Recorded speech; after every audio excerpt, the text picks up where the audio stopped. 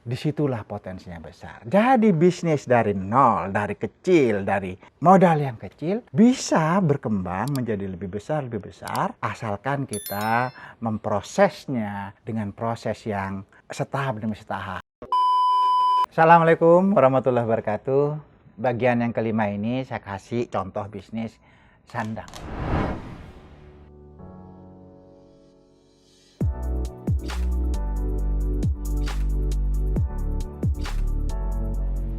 Saya sengaja memang urut dari awal, sandang, pangan, tempat tinggal, bahkan sampai kepada contoh-contoh bisnis yang lebih besar lagi.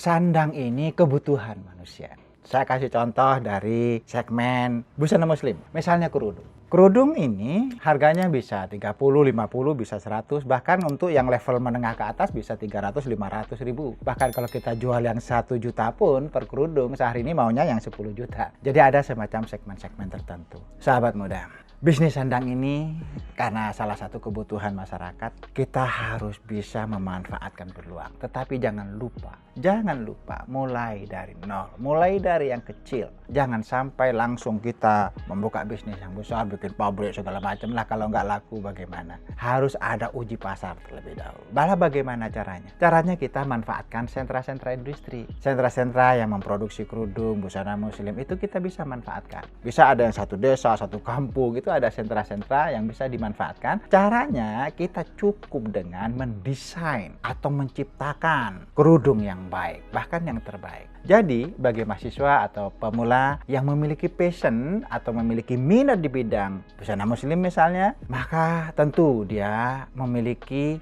minat yang tinggi di bidang fashion. Caranya dia harus menciptakan misalnya kerudung yang terbaik, misalnya yang bahan dari sutra. Kalau kita misalnya menengah ke atas segmennya ya, kita biar berbeda ya dengan yang lain, kita pakai segmen menengah ke atas. Apa tujuannya? Karena setiap mahasiswa, setiap orang tentu pengen punya 1, 3, 5 yang bagus kualitasnya. Yang harganya bisa 200, 300, 500 atau bahkan 1 juta. Tujuannya apa? Mungkin mereka mau pesta, mungkin mereka ada acara-acara khusus yang dibutuhkan kerudung-kerudung yang khusus pula, yang terbaik pula. Oke, segmen ini kita bisa dijadikan target pasar kita. Bagaimana agar kita mulai dari modal kecil? Kita cukup mendesain 5-10 desain, katakanlah yang harga 200, kalau 10 kan hanya 2 juta. Nah, kita bikin contoh-contoh sampel yang terbaik. Kalau kita memang passionnya di bidang busana ini, kita bisa cari referensi di seluruh dunia.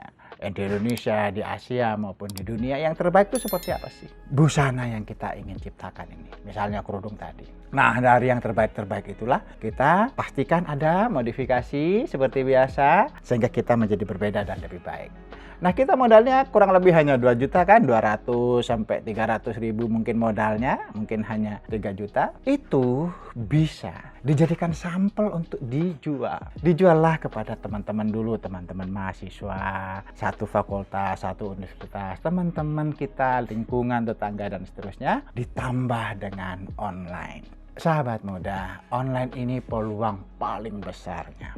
Kalau misalnya teman-teman mahasiswa, kita sudah uji pasar, ternyata mereka ada masukan, maka masukan itu harus diterima agar menjadi lebih baik lagi. Masukan yang positif tentunya. Dari lingkungan juga begitu, kita uji pasar, mereka mau nggak? Dari situlah desain yang katanya terbaik itu, kita menciptakan suatu komoditas yang terbaik, yang berbeda dan lebih baik dari yang lain, maka itu artinya produk kita bisa diadu. Disitulah kita akan uji pasar, diterima 5, 10, 20, 30 kita layani. Kita terus kembangkan, jangan dipakai. Resikonya kalau nggak laku pakai aja sendiri. 5, 10 kerudung buat anak istri selesai.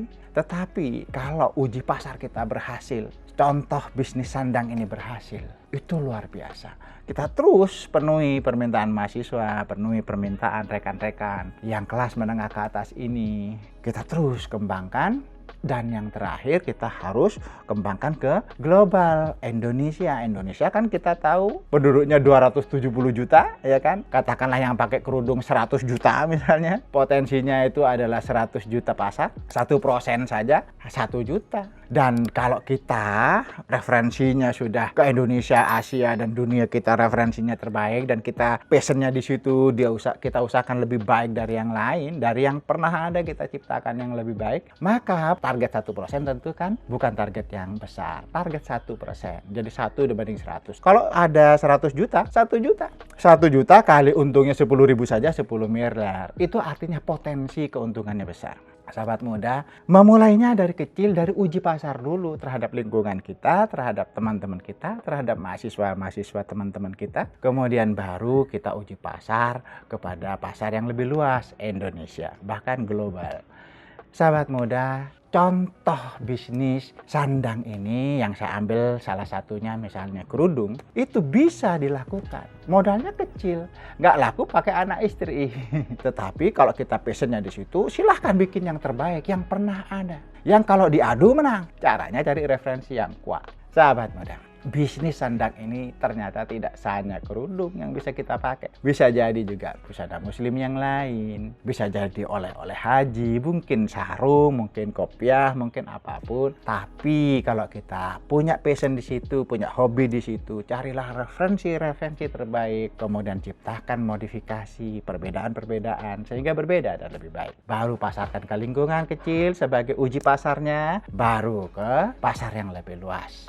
Saya pernah ada mahasiswa yang membuat bisnis plan tentang daster. Saya pada waktu itu tidak tertarik, tetapi ternyata mahasiswa itu punya keunikan. Uniknya waktu itu dia punya bahan baku sisa ekspor.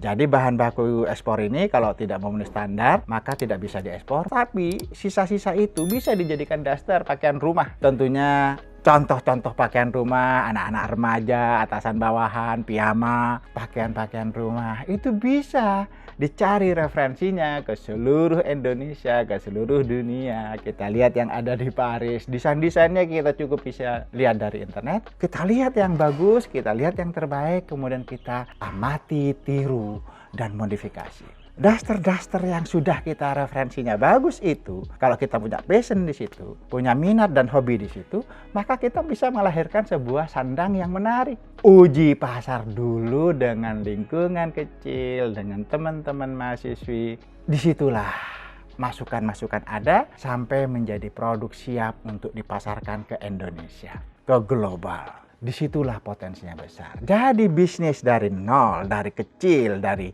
modal yang kecil bisa berkembang menjadi lebih besar asalkan kita memprosesnya dengan proses yang setahap demi setahap. Uji pasar ke lingkungan yang kecil, kemudian ke nasional maupun ke global. Sahabat muda, bisnis sandang ini salah satu kebutuhan manusia. Pastikan kita itu berbeda dan lebih baik. Uji ke lingkungan yang kecil, pasarkan ke Indonesia maupun global. Potensinya luar biasa. Sahabat muda, ini contoh bisnis sandang. Nanti kita lanjutkan ke bisnis yang kebutuhan masyarakat lainnya. Semoga bermanfaat. Salam untuk Indonesia.